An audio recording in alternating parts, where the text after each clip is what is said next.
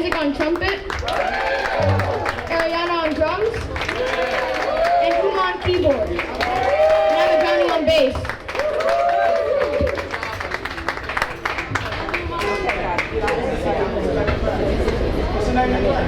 We are Kids at Play.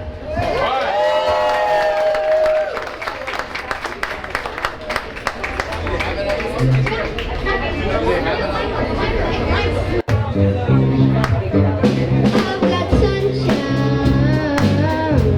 on a cloudy day.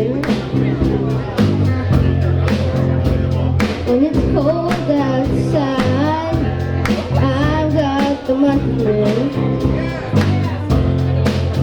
Well, I guess you say, what can make me feel this way, my girl? Talking about my girl. Oh, much harder to breathe than to live. I've got a sweeter song than the birds in the trees. Well, I guess you say, what can make me feel this way, my girl? Talking about my girl.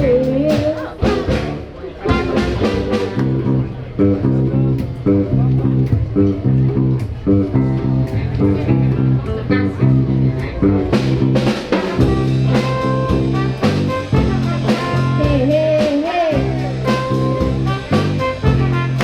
Hey, hey, hey.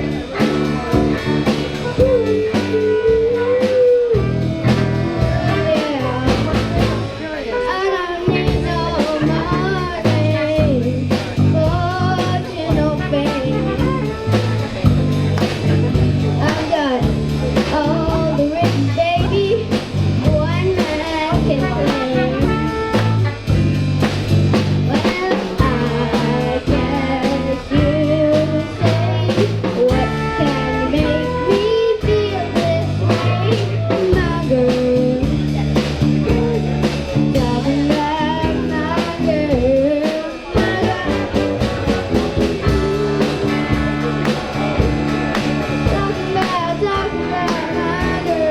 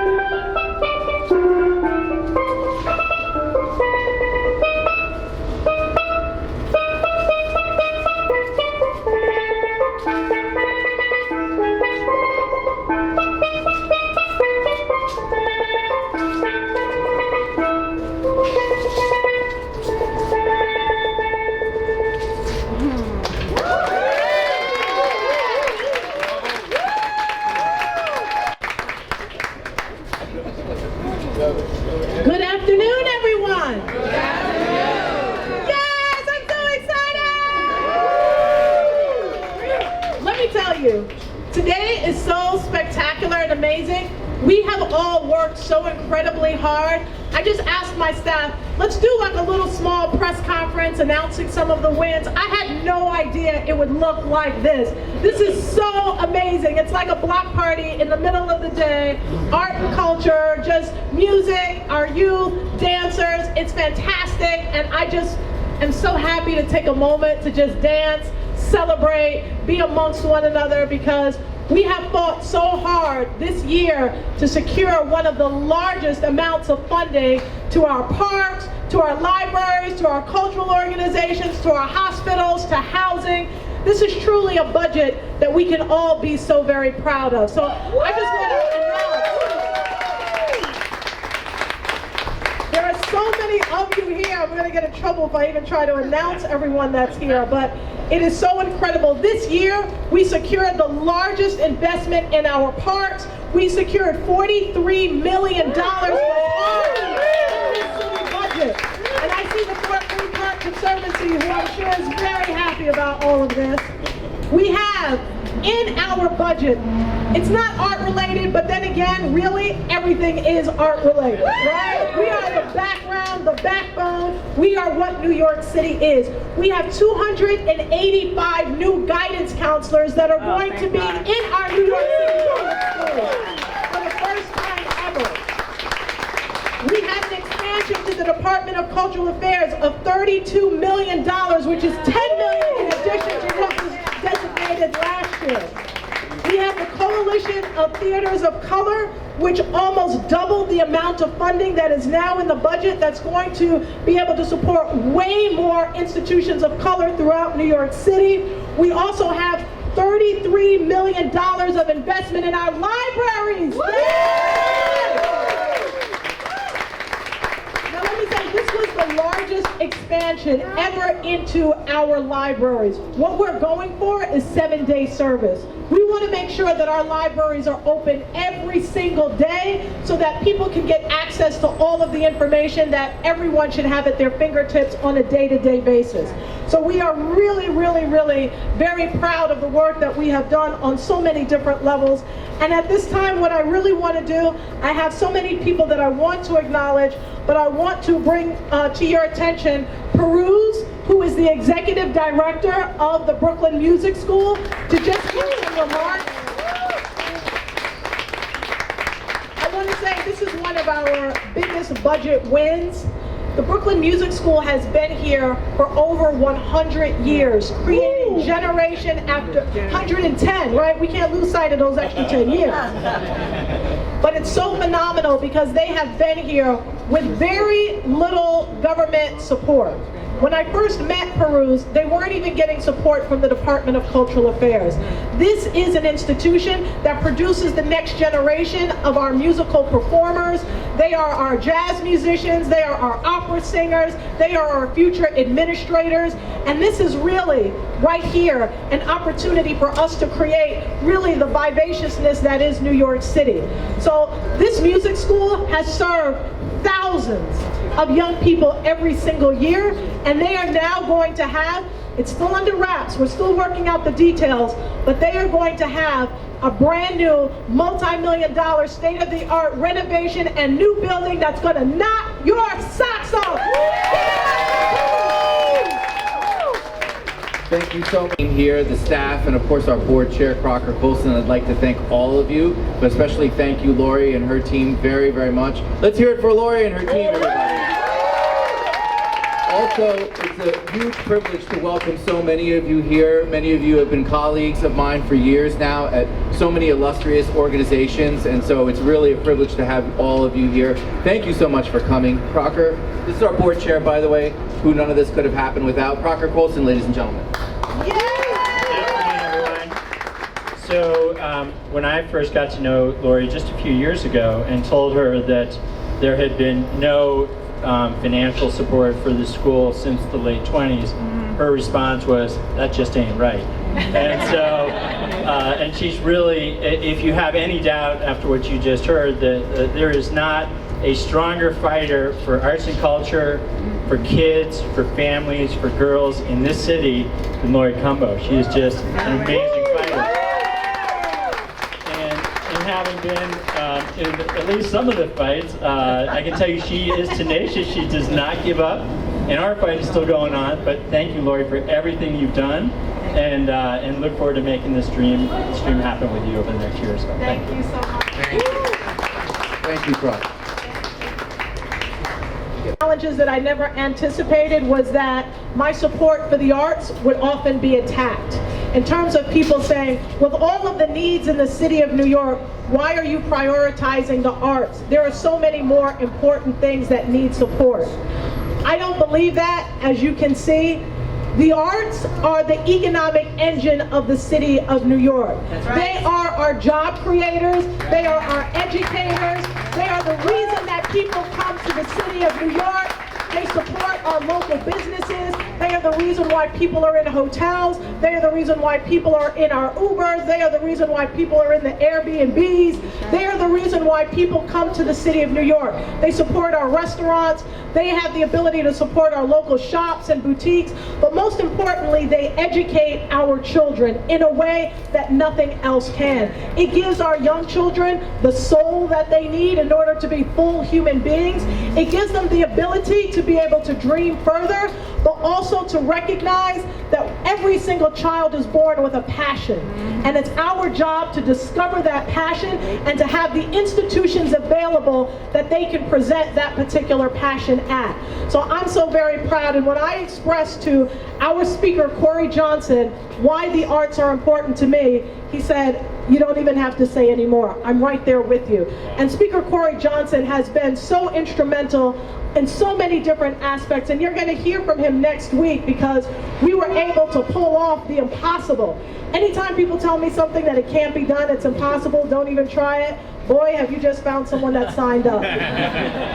So when we learned that Weeksville Heritage Society was in jeopardy of closing and that we were not going to be able to, as they say, to make it into a cultural institute group, I said, oh no, we're not having that. We are definitely going to break a boundary that has not been broken for almost 30 years. So collectively together, and many of the faces that I see here have been advocates for Weeksville as well, and we were able to turn that dynamic around. I just want to acknowledge Rob Fields for all of his incredible and dynamic work. Here was Rob.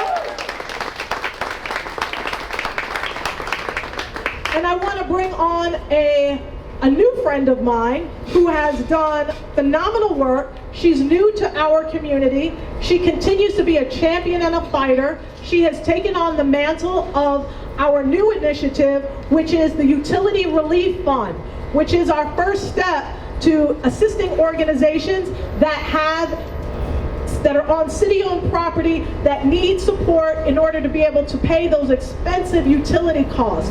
She's a phenomenal woman. She's a new leader in our community. I just had a good time with her partying with Patti LaBelle. Ladies and gentlemen, please bring it up for Christina Newman Scott! This lady, I gotta tell you, coming from Connecticut, the arts moved me here, so let's be clear. All of the economic engine that my little family had, we brought it to Brooklyn because Brooklyn is not only a global brand because of arts and culture, but because this community knows what it feels like to stick together, to fight together, and no one knows that better than this woman right here. We have such a champion in you. Thank you for seeing the value of the work that we all do and the impact that it has on our children and all of us and the well-being. So I'm just humbled and honored to be asked to say hello and thank you. I'm excited to be a brick. If you don't know, come check us out. We're literally like right down there, take a left, like literally. So Laurie has been a champion for us. We have received the largest allocation that we've ever received from our council members, so thank you for fighting for us. And I look forward to meeting all of you and getting to know you better and doing even better work together. Thanks, Laurie. Thank you. Of our cultural after-school adventure program, CASA, we were able, from the time we came in from office in 2013 till now, we've been able to move the amount of CASAs from 5 CASAs a year to now 17 CASAs each year. So we got an expansion of 2 additional CASAs. And Riverdale, which is one of our recipients of our CASA program, Creative Outlet Dance Company, which is going to be a recipient of our CASA program. I see so many of our CASA recipients right here today. So I am going to call up at this time Brooklyn Navy Yard President David Ehrenberg, who is doing extraordinary work. You may think of the Navy Yard and not necessarily think of culture, but he's going to explain to you exactly why the Navy Yard is all about culture. And if you haven't seen their new STEM Institute, you must see this program. It's an opportunity where our young people have an opportunity to take coursework right at the Brooklyn Navy Yard so that they can have all of the fundamental hands-on training to be involved in our STEM community. So ladies and gentlemen, please bring it up for David. Thank you.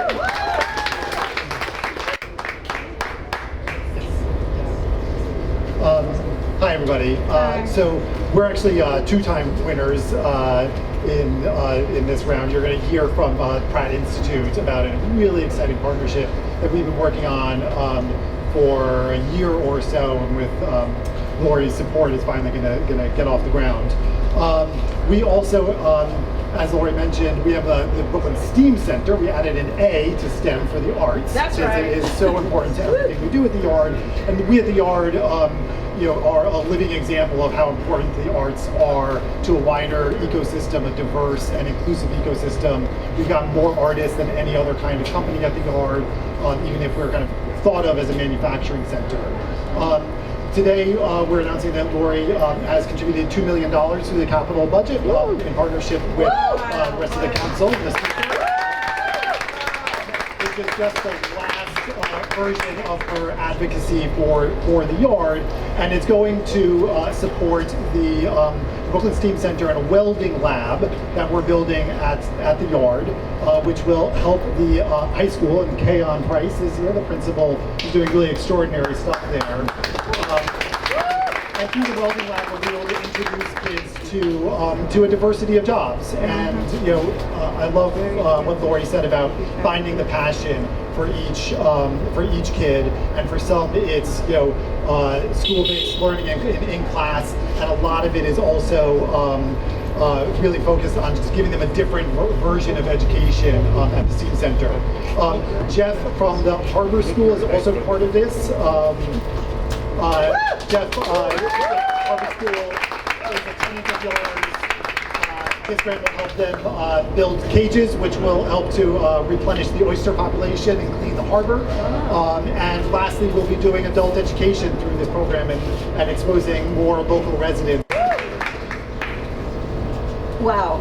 Well, I have to say it's just extraordinary to be here with all this energy and all of our arts partners. So thank you all for supporting us and being connected to us. And our gates are indeed open. That's right. So it's, as Laurie has already said, I'm Frances Burnett. I'm the incredibly proud president, and I can't say that I'm the new president anymore because I've been here for 18 months.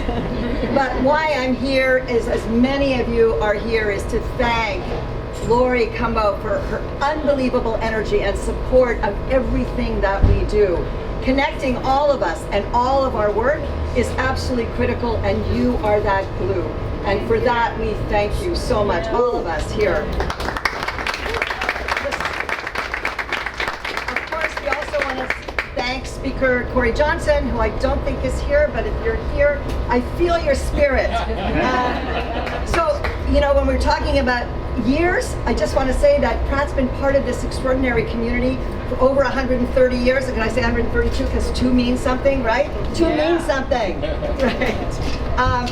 And from the very beginning, it opened its doors to every community. It didn't matter what your background was. It's an extraordinary place in that way. Over 50 years ago, we really focused on thinking about how do we actually enact social justice, social practices, and connect it to what we do in art, design, and architecture. We really believe institutions like ours, private, public, whatever we are, we're here for the public good. That's what we do. So thank you for this generous grant from the City Council, for the leadership.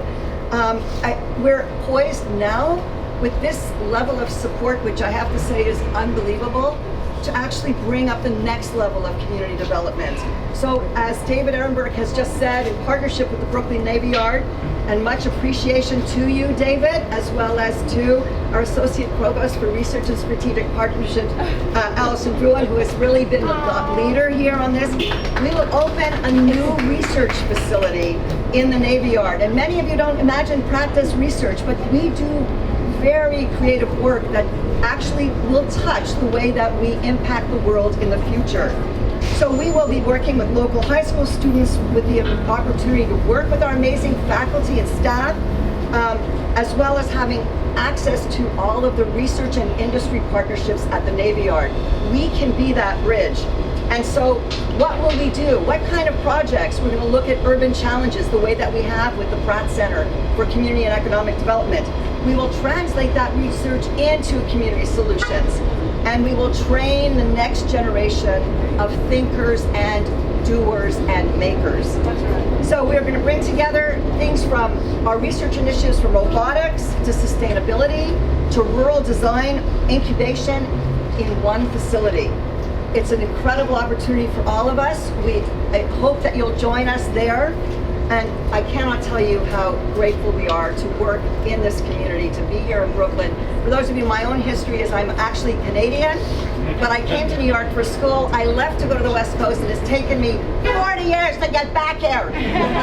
So I'm very, very excited, and the kind of support that's here is remarkable. I think we all don't take it for granted. So again, thank you to the City Council for your support and all of the access to the community. Thank you.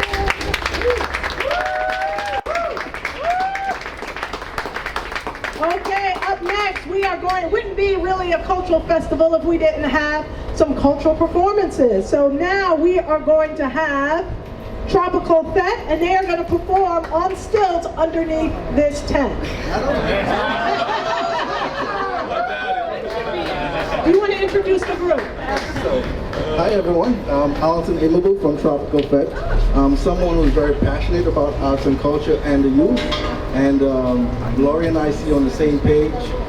Yes, we get the money, but it's not just about the money. It's about using that money to change lives.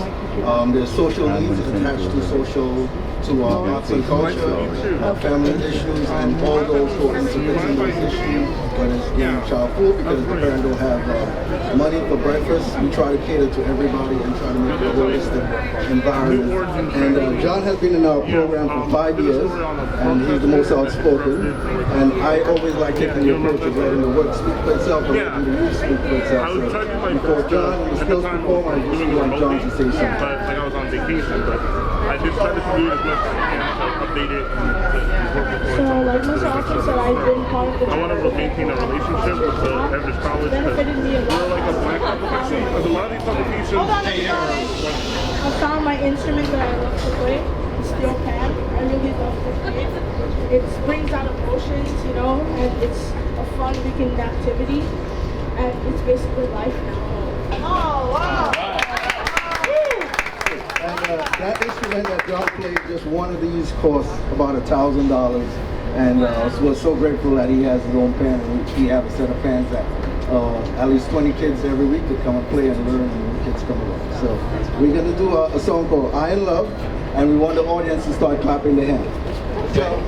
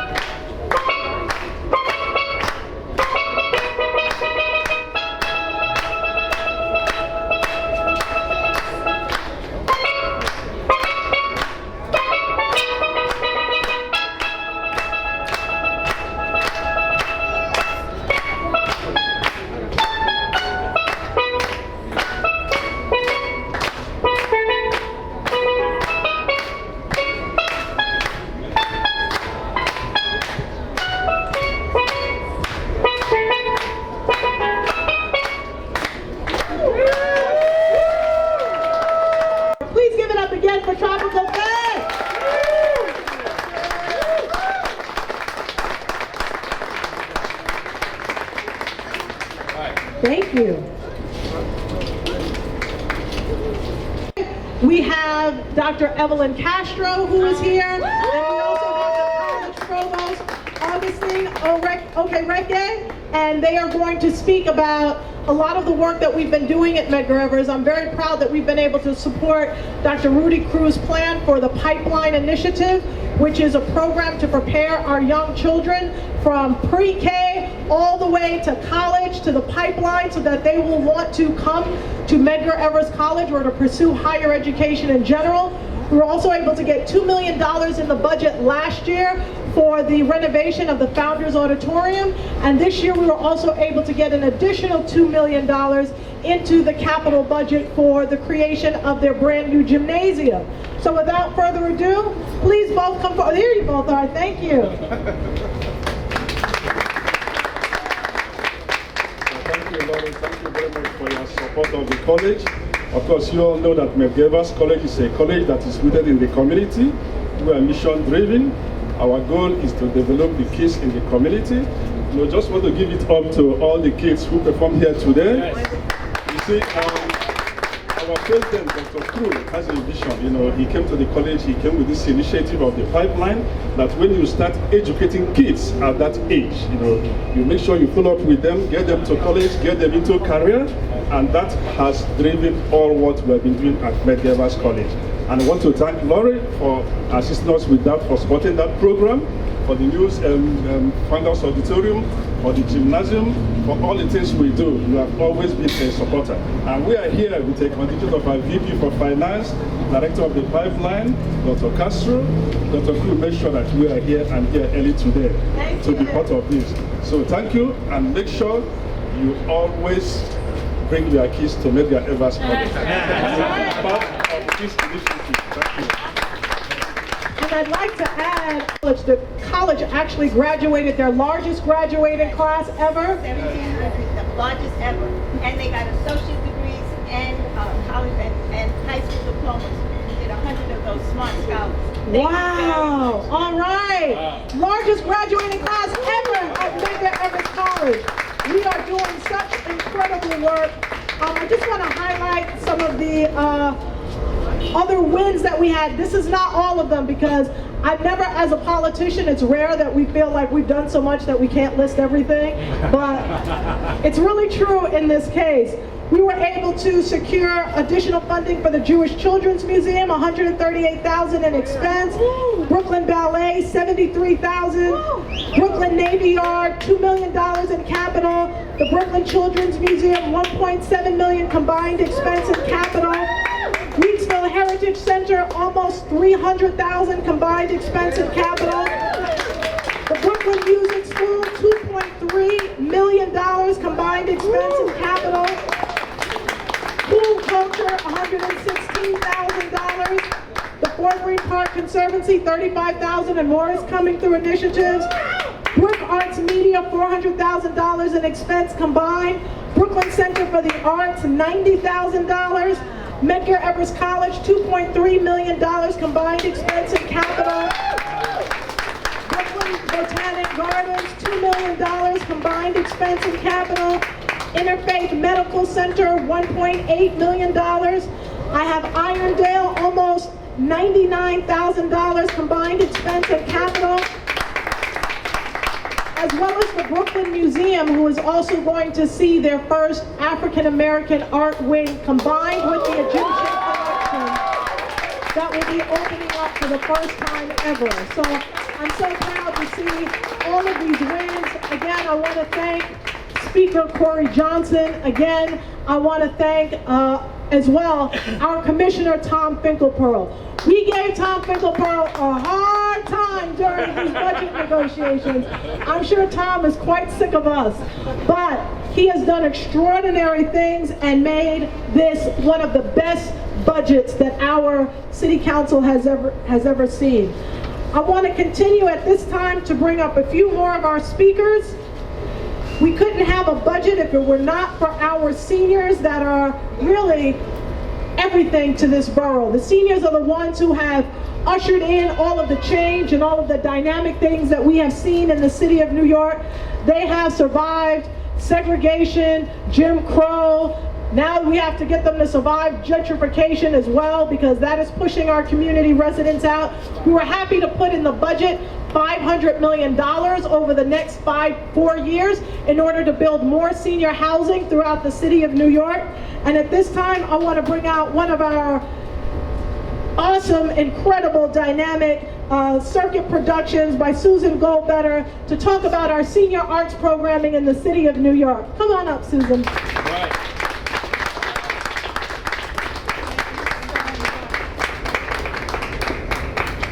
Thank you, thank you, thank you. I want to say my mother thanks you, my father thanks you, but most of all, my landlord thanks you. We at Circuit Productions are delighted to be able to continue to do what we do. We work with senior and emerging artists in the areas of world music and dance, tap, jazz, blues, rhythm and blues, and all those things that add to our vibrancy.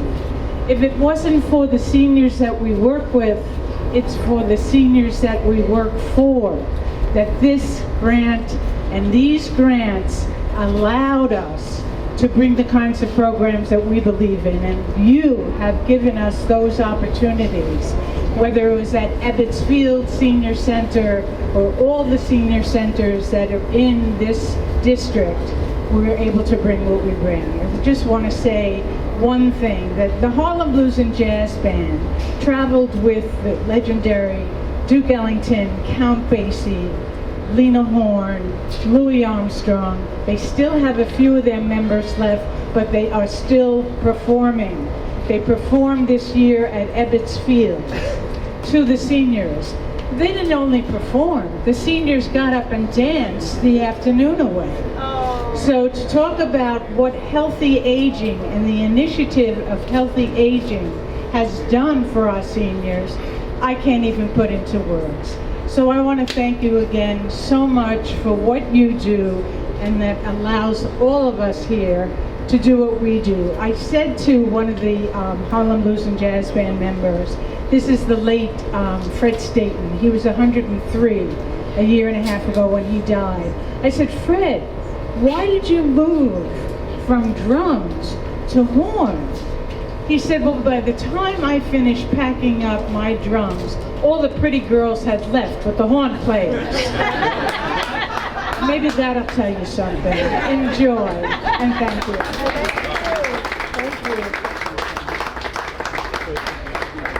One of our larger budget wins was also on the capital side for the Brooklyn Academy of Music. I see our president, Katie, right here, who just pulled off an awesome Band Dance Africa and continues to do so. That's one of my favorite programs, second to the Reverend Dr. Martin Luther King Jr. celebration. And I just want to say, Katie, you have done a phenomenal job at keeping the traditions of Brooklyn alive and the Brooklyn Academy of Music through your leadership. And we certainly thank you for all that you do. So thank you so much for being here. We look forward to the new Caring building and all that that's going to be. I also see a museum that I'm a little familiar with Mokata. I see Amy here. Thank you so much. So many of my good friends and family are here today. We're going to have Jimena Martinez.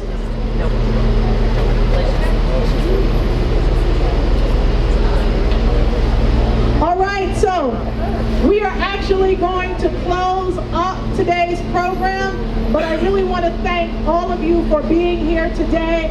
I'd like to do one final group photo with everybody to capture all of this amazingness, right, Jamel?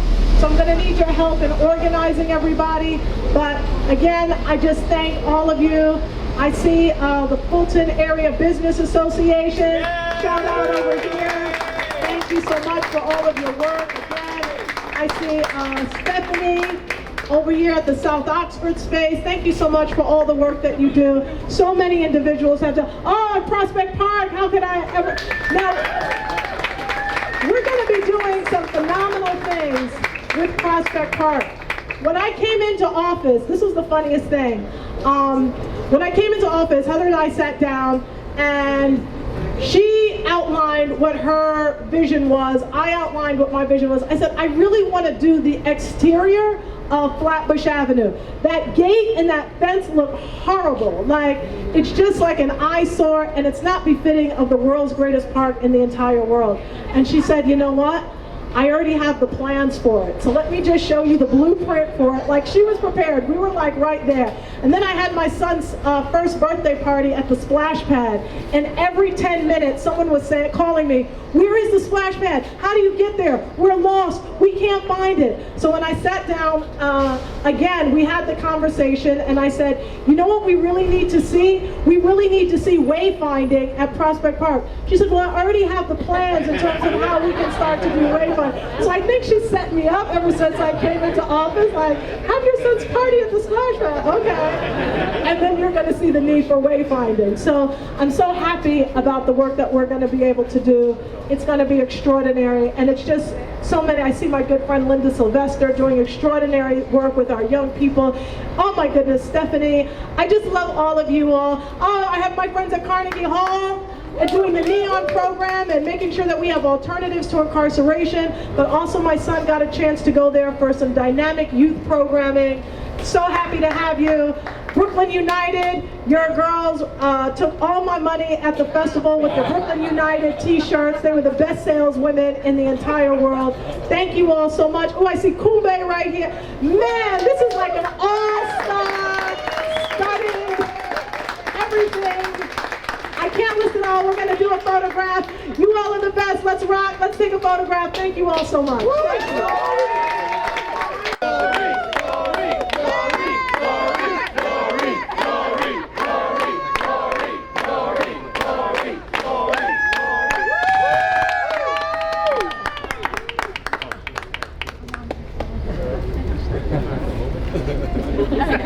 All right, let's get one big yay from everybody on 3. 1, 2, 3.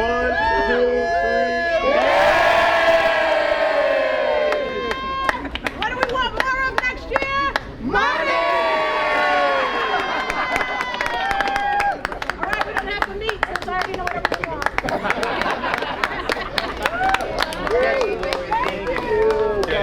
Thank you.